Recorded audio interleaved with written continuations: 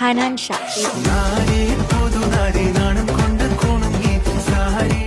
ഏതൊരു പ്രായത്തിലുള്ള ആൾക്കാർക്കും ഭയങ്കര ലഹരിയായി മാറിയിട്ടുള്ള ഒരു സെലിബ്രിറ്റിയാണല്ലേ.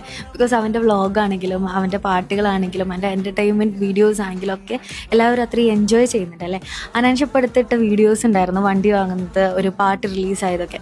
അതിലൊക്കെ എന്ന് പറഞ്ഞാൽ അവൻ എൻ്റെ ഫ്രണ്ട്സിനെയും ഫാമിലിനെയും ഒരുപോലെ കൊണ്ടുപോവാണ്. ഞാനിങ്ങനെ ആലോചിക്കുകയാണ്, ഈ കാലത്ത് സ്വന്തം കാര്യം നോക്കി പോകുന്നവരാണ് കൂടുതലുള്ളത്.